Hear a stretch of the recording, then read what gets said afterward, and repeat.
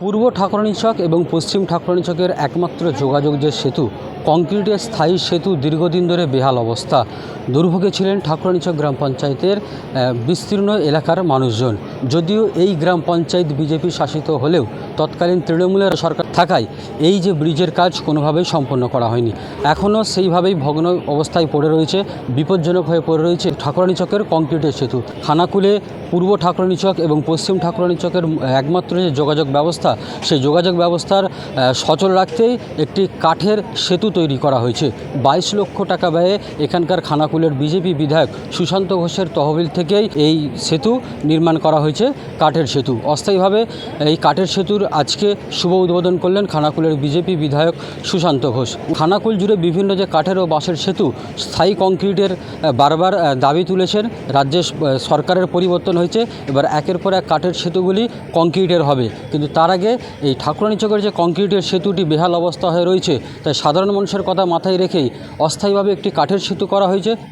এই যে পূর্ব ঠাকুরানীচক এবং পশ্চিম ঠাকুরানীচকের যে যোগাযোগ ব্যবস্থা কোনো মতেই ব্যাহত না হয়, বিগত সরকারের মতন যেভাবে ভেঙে পড়েছিল এখনও পড়ে রয়েছে, এই সমস্যার সমাধান কিন্তু এই সরকার করেছে।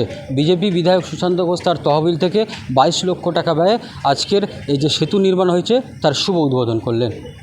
দেখুন, এই সেতুটা এই আমাদের পাশেই ঠাকুরানীচক ধোপাঘাট সেতু। একবার সেতুটার দিকে দেখলেই বুঝতে পারবেন এই সেতুটা কিভাবে ঝুলে রয়েছে, মৃত্যু ফাঁদ। তো এই সেতুটাকে নিয়ে আমি 2021-এ জেতার পর থেকে বারবার বিধানসভায় দাবি রেখেছিলাম, নতুন সেতু জন্য টাকা বরাদ্দ করেনি তৎকালীন সরকার। বারবার বলার পরেও যখন দেখেছি যে এখানে মানুষ একদম মৃত্যু ফাঁদ নিয়ে যাতায়াত করছে, ওই ব্রিজটা যে কোনো সময় ভেঙে পড়তে পারে, যে কোনো সময় একটা কঠিন পরিস্থিতি তৈরি হতে পারে। তো সেই জন্য আমি গতবারই ঘোষণা করেছিলাম এলাকার মানুষের কথা ভেবে যে আমি আমার বিধায়ক তহবিল থেকে কংক্রিটের সেতু তো বানাতে পারবো না, অল্প টাকায় প্রায় 22 লক্ষ টাকা খরচ করে একটা কাঠের সেতু বানিয়ে দেব।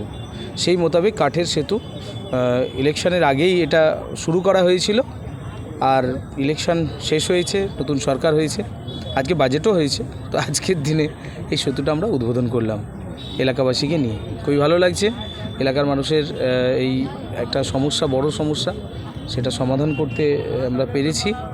তো পুরোপুরি হয়নি, এই ব্রিজটা যতক্ষণ না তৈরি করতে পারছি ততক্ষণ পর্যন্ত পুরোপুরি সমস্যার সমাধান মিটবে না। তবু কমসে কম যাতায়াত করার জন্য একটা ব্রিজ, যাতে করে মানুষ স্বাভাবিকভাবে যেতে পারে, অসুবিধা না হয়, সমস্যা না হয়, বিপদের মুখে না কেউ পড়ে। ছাত্রছাত্রী থেকে শুরু করে বয়স্ক মানুষজন যারা জীবনে রিস্ক নিয়ে ওই ব্রিজটা দিয়ে প্রতিনিয়ত যাতায়াত করছে, তারা যাতে অসুবিধায় না পড়ে সেই জন্য এটাকে করা হয়েছে। তবে ওভারলোড গাড়ি এখান দিয়ে না যায় সেদিকটা দেখার জন্য এলাকাবাসীকে আমি অনুরোধ করব, যাতে ব্রিজটা কন্টিনিউ ভালোভাবে থাকে, সেটাকে রক্ষা করার দায়িত্ব সকলের।